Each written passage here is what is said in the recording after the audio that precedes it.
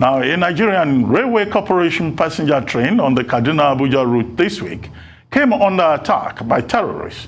At the end of the attack, 8 passengers were confirmed shot dead, with many others sustaining various degrees of injury. Reports had it that a large number of other passengers were also abducted by the terrorists. Meanwhile, the Nigerian Railway Corporation suspended services on the Abuja-Kaduna route in the aftermath of the terrorist attack.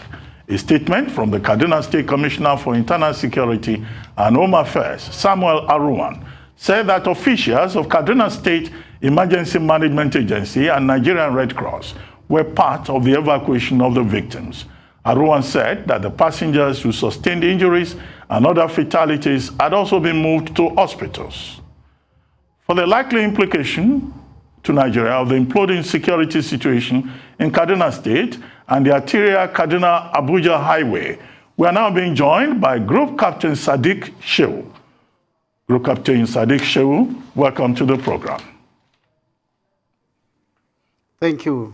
Good afternoon. Good afternoon. Well, quickly, let's start with this. I mean, one of the points that have been raised is that, the attack on the Kaduna International Airport followed by the bombing of the Kaduna-Abuja-bound train, and also other attacks around Kaduna-Giwa local government area, and also the recent attacks in the Suleja area of Niger State, is an indication that government is not doing enough about the security situation in the country, considering the fact that the terrorists are getting bolder by the day.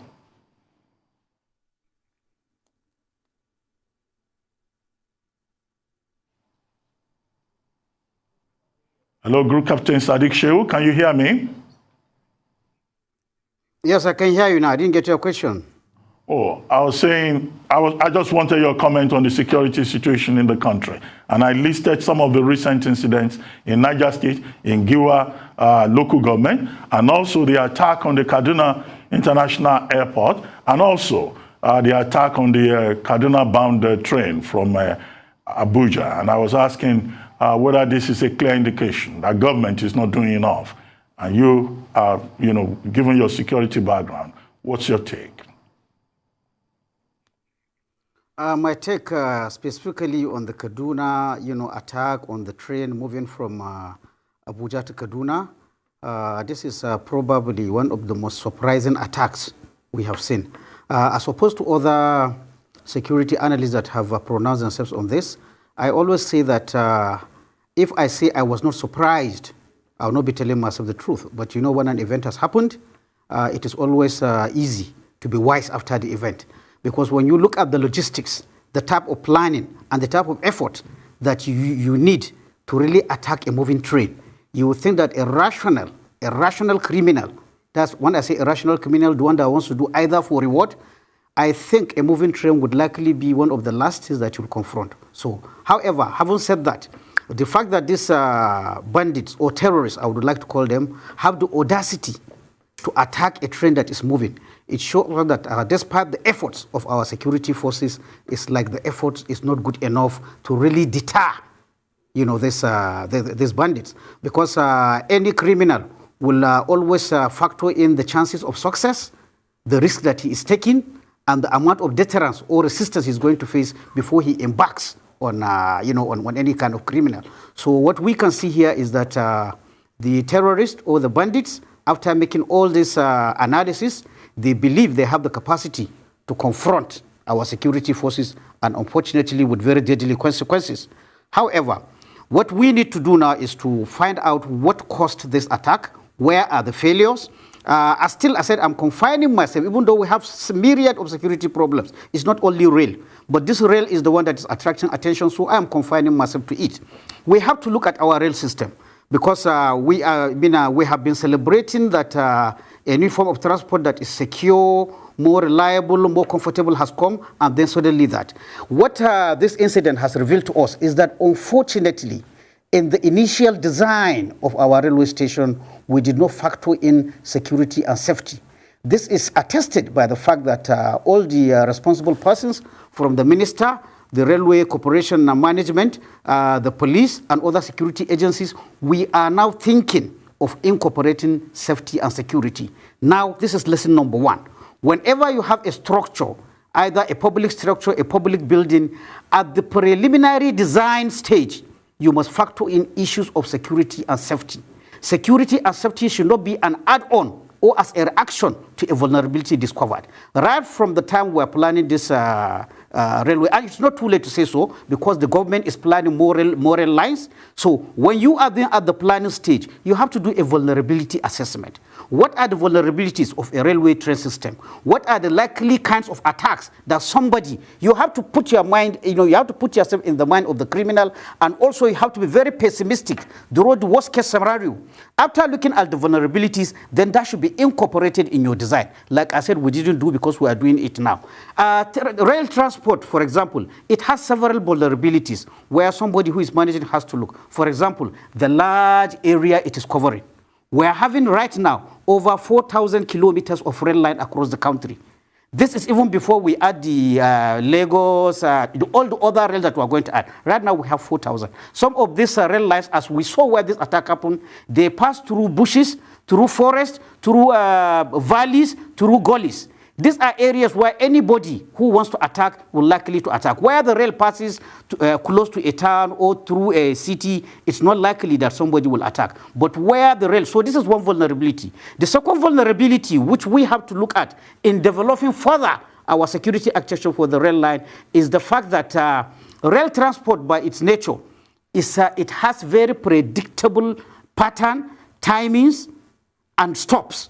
Every train, you can easily know when it is coming, when it is leaving the station, when it is arriving, when it is going to have stops. Like the Kaduna railway, it always has one stop between Kaduna and Abuja. Somebody who's attacking will have to look at that. So you too, as the planner of your railway, you have to think of doing something about that. Another thing is the rowdiness. The rowdiness in our railway stations. Somebody who wants to attack, that rowdiness will give him an ability to either smuggle in something. It could be a baggage carrying explosives. It could be for him to pass undetected. Right now, you see, as we are saying now, we are still trying to confirm who entered that train, how many passengers were there, how many were missing. This shows us that there's a lacuna in our, in our checking processes before some people enter. And again, rail transport by its nature is people get off quickly and get down quickly. This is again another thing that somebody has to look. Another vulnerability of train, which we have to look from this incident, is the ambiguity in the security management. What do I mean by ambiguity? There is no one single entity that is in charge for the whole rail security and safety. Now, some people might think having several agencies in charge of the security is a plus. On the other hand, it is a minus. Why is it a minus? There is this saying that everybody's work might end up not being anybody's work. If you have several agencies, police, civil defense, army, into it, somebody might think, okay, this area is supposed to be covered by the army, and then the police will relax. Or the army will relax, the police will cover it, and then in the long run. So ideally, I am calling on the authorities to designate a single agency that should be in charge of our security. Of course, other issues like CCTV cameras, like physical security systems, like lighting. As easy as lighting is, it contributes to the security of our airports. Because the challenge is very big. When you are talking about rail transport, you are not only talking about the offices, the building, the car park. There are so many areas to cover, both inside the train station and outside the train station. So it is a very, very big responsibility. And in selecting the person that provides you with the security architecture to cover this thing, this vulnerability assessment, as I summarize, has to be done to, find out what are the weaknesses of the system. I must say that in security management, you may not eliminate all the risks, but the idea is to minimize the risk and bring it to between acceptable threshold that can be managed. That is what we are supposed to Captain. do. Again, Yes, I get your point about the vulnerabilities, but some people have in fact accused government of complicity. And their point is that the incident was avoidable, either at the airport or along the train tracks or in Suleja, close to the Federal Capital Territory, because there have been indications that government had intelligence. There was information. The governor of Kaduna has argued that, look, what are we doing we're just allowing the bandits, the terrorists, to operate without the military doing the needful. The Minister of Transportation, Rotimi Amechi, is also on record as having said, look, long ago, he had asked for sensors and surveillance equipment to be made available, but that, it was ignored to the tune of about 3 billion naira. Maybe by now, the cost will even be higher. And now the solution that has been adopted, well, let me come to the proposed solutions later. But first, do you think that this is a case of complicity or just sheer negligence or failure of intelligence or a certain lack of capacity? I heard clearly what Governor El-Rufai said about the authorities know exactly where these bandits are. I hear him saying that they know where the enclaves are, where their camps are. I even hear him saying they even have maps that geolocates where these bandits are. Now, if these assertions are true, then certainly it is very worrying that if we know where these people are, why are we not taking the fight to them? Here, I'm assuming what I hear from the respectable governor is true. So it is not, we'll put it on lack of using it, because here we're having, most of our problem is not having the intelligence. But here, surprisingly, we are hearing that the intelligence was there. The place is not. So definitely the question he raised, why are we not attacking those places? Especially somebody coming from somebody that respects both law and military operation. If you have a designated area where bandits are, that makes your case very easy, because even the issue of collateral damage is reduced because you know why you are hitting. I'm always against indiscriminate bombing. I'm always against it because indiscriminate bombing has its own side effects. It has its own moral and legal obligations. But where we said we know, including geolocated positions, then certainly the question as to why we had to wait until these people do. Now, moving to what, with respect, Minister Amechi said about he applied for, funding for this. Again, please permit me to take you back to what I said. If you tell me to design a railway station in a country where they take security and safety to be of the utmost importance, especially in Nigeria, security and safety should not even be an add-on, as we're talking about. The initial budget that was sent for the establishment of the railway should have factored in security and safety. I want to caution this because we still have many more railways, many more public buildings. We should imbibe this idea of integrated security at the initial conception of any plan, not as an add-on. So if we had done that, we would not even be talking of minister now applying for money. Because to be honest with you, when you are talking about a security network in a building or like a railway station, if you didn't input it inside, now whatever we are going to do, because you do not make spatial, you do not make allowance for spaces where you are going to bury some cables. So definitely now you are going to disturb even the architecture. So what integrated security at the early stage makes you is that you make good use of space. Now, no matter how you want to do it, that you want to add these things, you are going to disturb. So in fact, you might even be able to break some buildings and do that. So please, going forward, we have a lot of rails that are coming. Rails are vulnerable. There's no doubt about that, especially in a country where you have. So please, right from the beginning, instead of the adding on now, we are reacting now. We should not be reacting. It should be at the initial conception of the railway station that should be thinking of how many exits, where do I put CCTV, where do I put intrusion detection system. The place where the bandits attack, for example, it is a high ground. They pouring bullets down from the top. Now, when you go to other countries, when you see such high grounds where a railway passes in an area where it's not visible, you will see some short fences with some wires. Those short fences have to listen. At the least, they will delay an intruder. At the least, they will delay him. But apart from the lines that you saw now, there are tripwires. There are intrusion detection system. Even if it is a rat, if the place is where that passes through that, a signal will bounce somewhere and then people will know. If you see that place where these people attacked, it was an open. You know that's definitely, that is, if somebody wants to attack, that is a very good ambush point. So please, these are some of the things. There are standards, there are codes that we are not. The problem with us is that we always react. We shouldn't react. And definitely, some people might try this thing again. So we have to raise up our game, both in terms of physical security, electronic security, procedural security. I insist procedural security because, like I said earlier on, we are still even finding difficulty to say with certainty how many people enter that train. If you have good procedures, not only they will deter an evildoer, because if I know I'm coming to enter a train,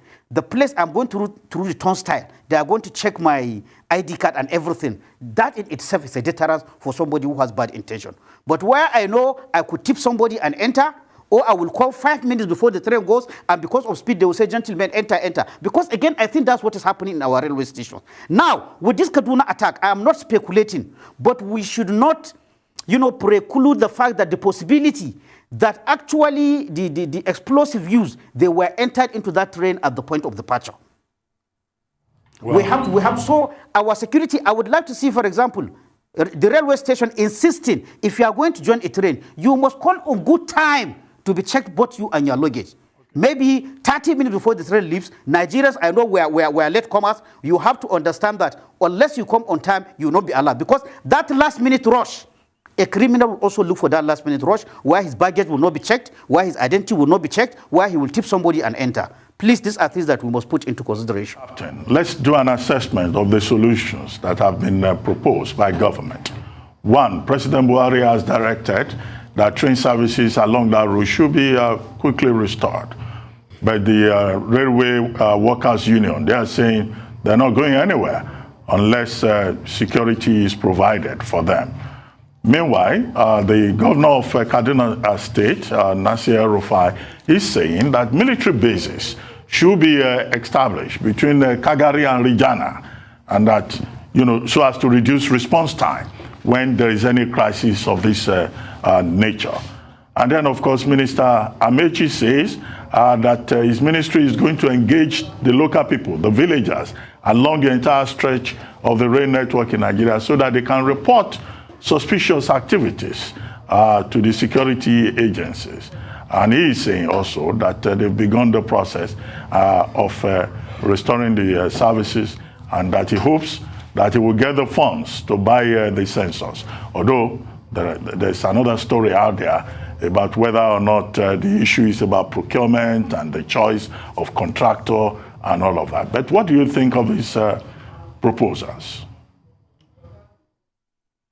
Well, the fact that, again, I come back to the fact that initially in the conception of the rail, we didn't factor in security and safety. We are acting. Personally, if you ask my opinion, I think that we'll quickly restore the services of this train without putting the adequate security, again, I don't think we should make haste slowly. That's what I will advise. Because what we are looking at, there are certain elements that a railway network should have. Apart from the issue of safety and security management plan, you need to have train security personnel. As like I told you now in the train, we do not have, is it the police? Is it the CSDC? We have to clear that. We have to clear the issue of access control. We have to clear the issue of, the intrusion detection system. We have to issue of even fire safety. We have to speak of taking of CCTV. So I can understand the railway workers if they feel concerned about, because everybody wants to go to work and return. So please, I will advise government to make haste slowly. The issue about who to award the contract for this should be looked at very well. It should be a proven company that has the capacity, allied with national indigenous people that will carry something along. Now, when you are taking generally in security, you talk about response having soldiers. But in real security, I want us to emphasize in physical security, there are 4 elements. You have the deterrence element. You have the detection element, you have the delay element, and you have the response element. In train security, having police or military react, that is at the end of the response plan. We should put more emphasis in deterrence and detection. Deterrence and detection is more important than actual, because to be honest with you, like we're saying, response is very tricky. Okay, supposing the people have entered the train and they have a train full of passengers. Response again is something of even special forces. Because you have to think, how do you even, there is this, sorry to use the word, there is this proverb about the Chinese man who said when a mosquito lands on a sensitive type of your body, you have to know that sometimes it is not force that you will use. If you are taking off response, it is good, but we should be playing more on the deterrence, on the detection. Deterrence and detection. If deterrence fails, you move to detection. If detection fails, you move to delay. Response should be our last option. It should be there, but it should be our last option. I would rather see us, putting more emphasis on detection. And there are gadgets, there are procedures, there are policies that can ensure that we detect, we deter first, and deterrence. Like, for example, I said now, we don't know how many people enter that train. Somebody who has nefarious activity, he doesn't want to be identified. So if I know in train station A, there is very strict checking method, they are going to check my bag, whoever I am. There is no big man. In Nigeria, everybody wants to be a big man. He wants to be exempted. No exemption. A criminal will make a reconnaissance and confirm these things are in place.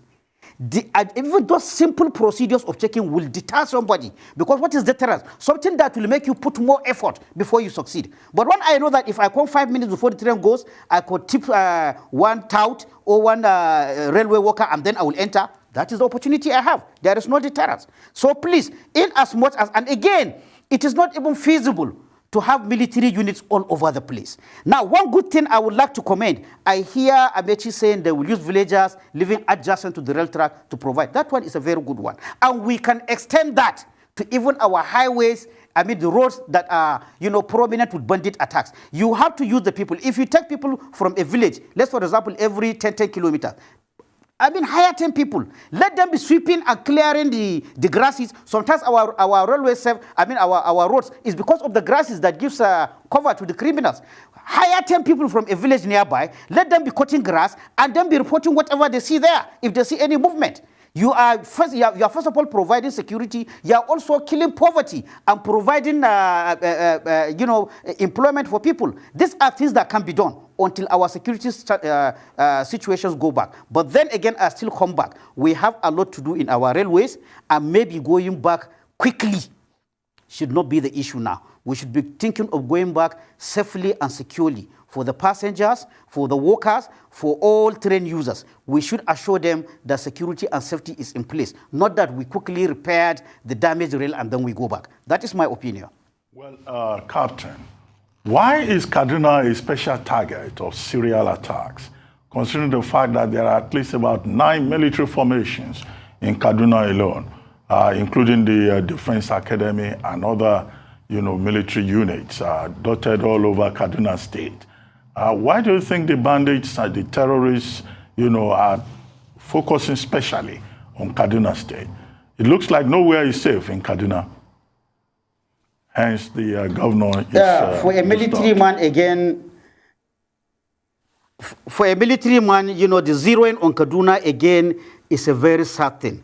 Because indices have shown, I don't think there's any garrison town all over Nigeria that is as well populated by military installation and military men like Kaduna.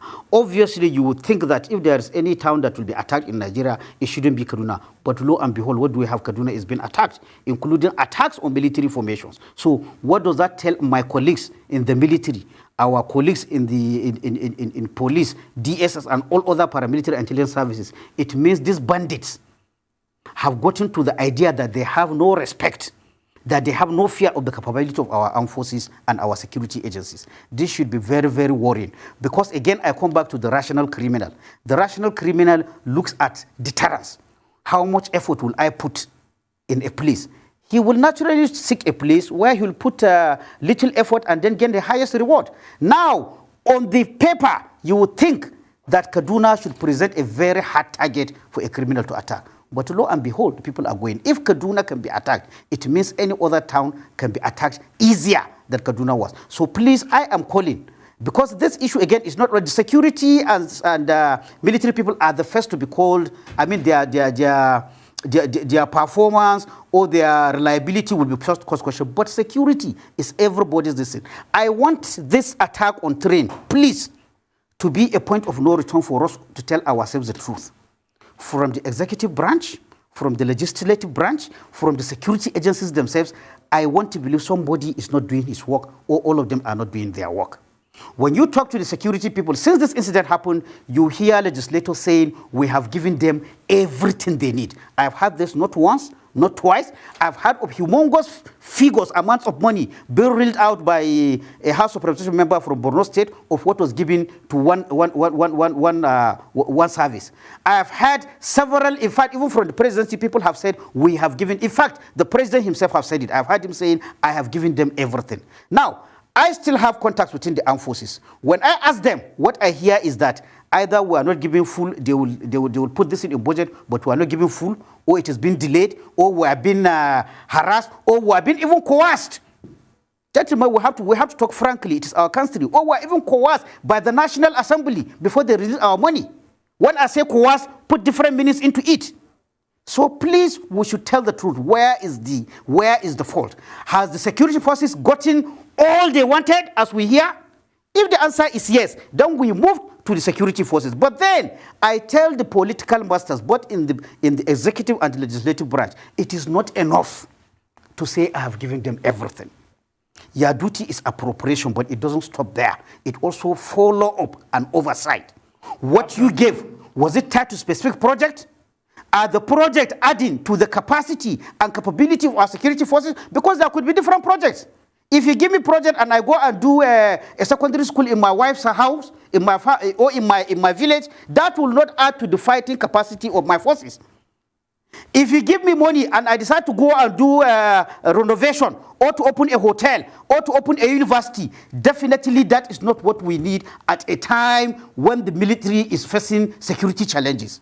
All monies, even though as we have to look at people's welfare, like accommodation and the rest, but I think where we are now, anything budgeted for safety and security, about 80% at least should go to issues to do with operations and capabilities and equipping.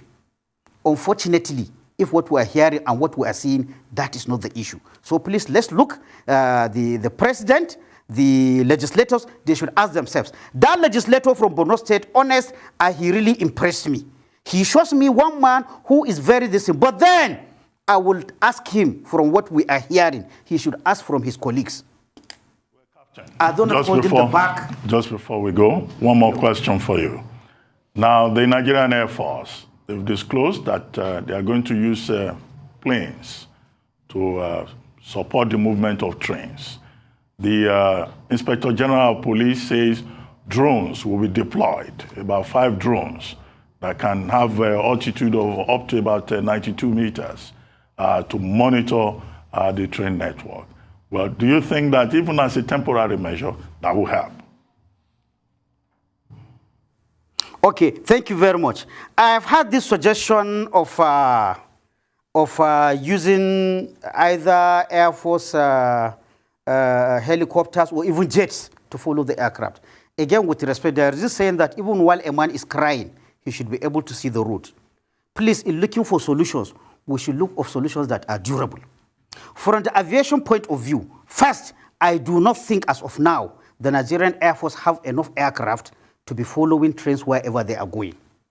That is the reality. Secondly, in terms of cost, from the research I made, depending on the kind of aircraft you are going to be using, when you look at the cost of fuel, cost of maintenance, you are going to be using about $1,200 to up to $4,000 per hour for the operation of an aircraft that will follow a rail distance. When you factor in that, definitely the cost is going to be exorbitant. And I don't know how you are going to absorb the cost, because apart from welfare, the trains are supposed to be generating revenue. If you factor in this amount of operating a helicopter or a fixed-wing aircraft to follow this in, if you split it between passengers, then definitely, again, it will be counterproductive, because the train will be out of reach of the average Nigerian, or else will be running at a cost. You'll be subsidizing the train the way you are subsidizing petroleum. So definitely, following by aircraft, I have not heard anywhere in the world where following by aircraft is one of the issues. Now, when you say drones,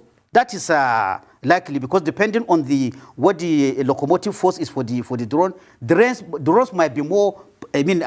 More a feasible venture. But then, like I said, even the drones you are going to be using are drones for surveillance.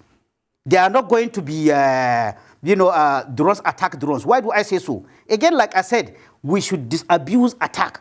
We should put more emphasis on detection. Because even if you have a drone, okay, back even to the aircraft, even if you have the aircraft is following, he has seen bandit enter a train, what do you expect that jet fighter to do? Is it to strafe the train and destroy the train and destroy the passengers there? I don't think that is what you want to do. The same thing with the drone. The drone the police are going to be using a surveillance drone. So surveillance is a way of detection. It should be able to be linked up with response. So please, all these things, like I mentioned, delay, detection, deterrence, and response, all the elements of the security, they are joined together. So please, as we are going, I want us to be very honest. Those people that are giving advice to the government, please bring solutions that are feasible. It's very easy now to say, bring this, bring that. But look, is it sustainable? Is it feasible in terms of cost and what we have? So definitely following terrain by aircraft is not something that we can sustain. Okay, thank you very much, Group Captain. On that note, I would like to thank you very much for joining us, Group Captain Sadiq Shehu. Thank you very much indeed.